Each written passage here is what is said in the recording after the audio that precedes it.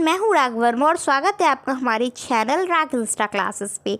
और यहाँ पे हम आज पढ़ने वाले हैं क्लास 8 के हिंदी के 12th चैप्टर विक्रमशिला के क्वेश्चन आंसर को। और साथ ही ये जो बुक है आपका वो क्लास 10th नन हिंदी वालों का भी है, तो यहाँ पे आप अपने चैप्टर को कंप्लीट कर सकते हो। साथ ही हमारे पास आपको अलग अलग सब्जेक्ट के अलग अलग क्लास के और अलग अलग चैप्टर के सारे क्वेश्चन आंसर और एक्सप्लेनेशन वीडियो मिल जाएगा। तो आप हमारे चैनल को सब्सक्राइब कर दो और अपने दोस्तों के साथ शेयर कर दो।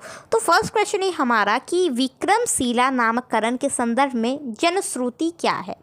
तो इसका आंसर हो जाएगा कि विक्रमशिला नामकरण के संदर्भ में जनश्रुति है कि विक्रम नामक यक्ष का दमन कर बिहार यानी भ्रमण योग भूमि, बिहार का मतलब क्या होता है भ्रमण योग, यहाँ पे विहार होगा, ठीक है।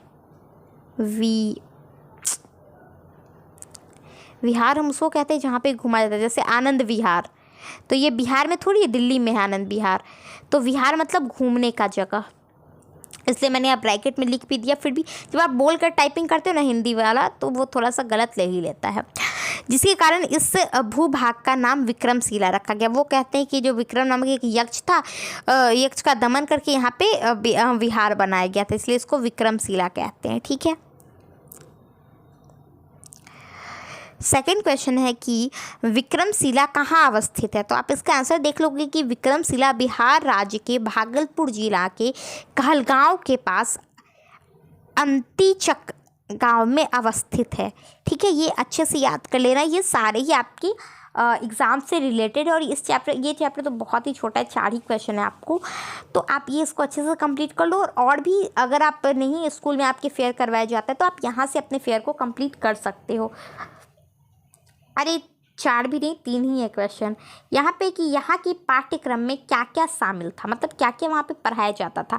तो आप देखोगे कि यहाँ के पाठ्यक्रम में तंत्र शास्त्र, व्याकरण, न्याय, सृष्टि विज्ञान, शब्द विद्या, शिल्प विद्या, चिकित्सा विद्या, साक्ष्य, वैशेषिक, अध्यात्म विद्या, विज्ञान, जादू और चमत्कार विद्या शामिल थे। अब सोचो कि हम लोग क्या पढ़ते हैं, science, SST, Hindi, English, math, बस हम लोग को लगता है यही सब कुछ हो गया है ना। बस हम लोग पता है क्या लेते हैं, हम लोग बस उसको यहाँ पे क्या है दिया ही नहीं, पाठ्य शिक्षा हम लोग लेते हैं, ठीक है। हम लोग नॉर्मल बस पुस्तक पढ़ लिए हो गया, बट यहाँ पे आप देखोगे कि शब्द विद्या, आखिर आप क्या बोलो, मतलब अगर आपको अपने बात समझाने के लिए 1 घंटा का लेक्चर देना पड़ रहा है तो उससे अच्छा है कि आप ऐसे शब्द को सीखो कि आप 5 मिनट में अपनी बातों को पूरा करो और लोगों को समझ में भी आ जाए। जैसे देखो टीचर बहुत सारे हैं लेकिन आपको नहीं समझ में आता, और बहुत सारे ऐसे टीचर होते हैं जो बहुत ही अच्छे से हार्ड चीज़ को, जो बहुत ही कॉम्प्लिकेटेड टॉपिक उसको भी इतने ईजी वे में पढ़ा देंगे कि आपको लगेगा अरे ये तो बड़ा ईजी था। तो वहाँ पे शब्द विद्या बहुत काम आता है। शिल्प विद्या यानी जिसको कढ़ाई, सिलाई, बुनाई, कोई आर्ट बना रहे हो, हैंडीक्राफ्ट हो गया ना, पेंटिंग, ये सब कढ़ाई वगैरह सब कुछ। चिकित्सा विद्या यानी डॉक्टर वाला, सांख्य विद्या, वैशेषिक विद्या, जादू टोना, मतलब एक एक बच्चे को सब कुछ सिखाया जाता था। कितनी बेहतरीन जो सिलेबस था यहाँ का, कितना बेहतरीन स्ट्रक्चर था पढ़ाई का। और अब देखो धीरे धीरे सब खत्म होते जा रहा है। फिर आप देखो न्यू एजुकेशन पॉलिसी आया है, फिर वही लोग इम्प्लीमेंट कर रहे हैं कि नहीं अब बच्चों को सब कुछ सिखाया जाएगा उनके क्या रुचि के आधार पे। तो वही चीज़ रिपीट होते ही रहता है हर काल में। आप देखोगे हड़प्पा सभ्यता था, बहुत डेवलप हुआ, फिर संक्रमण काल आया, सब कुछ खत्म हुआ, फिर वैदिक सभ्यता आया, सब कुछ वैसे ही हुआ, फिर संक्रमण काल आएगा, फिर ख़त्म हो जाएगा, हम लोगों का भी ख़त्म हो जाएगा। हम लोग का जो कल्चर है, जो सभ्यता है, जो संस्कृति एक दिन ख़त्म हो जाएगी और फिर नई संस्कृति आएगी। तो ये हर जगह ही होता है कि देखो हम लोग कहते हैं ना कर्मा रिटर्न होता है, जो चीज़ें हैं ना, क्योंकि अर्थ इज़ राउंड, ये जो भी चीज़ें हो रही है ना वो सब हो रही है सेम, तो वो कोई बड़ी बात नहीं है। एक बात आप देख लो, जैसे हम लोग कहते हैं ना कि जैसे बहुत बार आपके साथ ऐसा हुआ होगा कि आपको लगा होगा अरे ये चीज़ तो पहले हुआ है, अरे ये चीज़ तो ये, हमेशा आप फील करते होंगे ना अरे ये बात तो पहले भी हो गया है, हम लोग ठीक ऐसे ही बैठे हुए थे। तो हम लोगों को क्या लगता है कि अरे हम तो भविष्य देखने लगे। बहुत बार आपको लगेगा जैसे हम अगर 2 लोग बैठे ना तो एक को लगता है तो वो कह भी देता है देखो अब ये चीज़ होगा, और सही में वो चीज़ होता भी है। तो हम खुश हो जाते हैं कि चलो ऐसा चीज़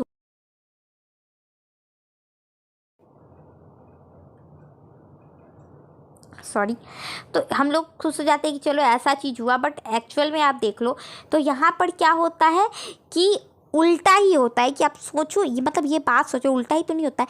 हम लोग को लगता है कि जो चीज़ हुआ हम देख लिए, बट आप ये सोचो कि बहुत कॉल आता है। चलो यहाँ पे क्या है कि क्या कह रहे थे हम, तो आप देखोगे ये तो क्वेश्चन कंप्लीट हो गया। क्या कह रहे थे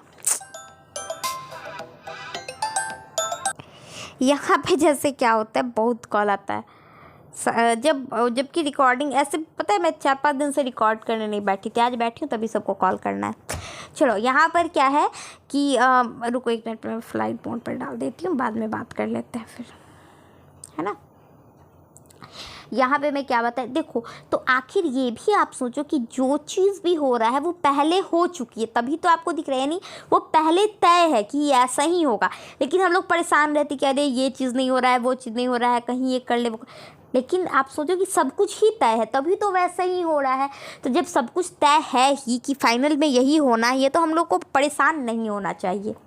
तो वही मैं यहाँ पे कह रही थी, ये सब कितनी अजीब अजीब चीज़ें हैं ना, जो अगर आप सोचोगे तो लगेगा अरे तेरी के मतलब क्या है ही, कुछ समझ में नहीं आता है कि किस तरीके से भगवान ने बनाया, किस तरीके से सब तय है, क्यों ऐसा होता है। मतलब बहुत सारे ऐसे क्वेश्चन है ना, जो आप सोचने बैठोगे ना तो सोचते ही रह जाओगे कि अरे ऐसा क्यों होता है। तो ये तो बहुत सारी बातें, इसको अगर मैं भी बताना, क्योंकि मैं सोचती हूँ, आप लोगों को लगता है बट मैं सच में बैठ के सोचती हूँ, तो मैं खुद कंफ्यूज हो जाती हूँ कि अरे ये कैसे हुआ, कोई सॉल्यूशन नहीं दिखेगा उस वक्त। तो यहाँ पे छोड़ो, हम अपने टॉपिक की बात करते हैं कि यहाँ पे हमारा टॉपिक क्या है, कंप्लीट हो जाता है। और हम लोग नेक्स्ट वीडियो में मिलते हैं। Bye bye, take care.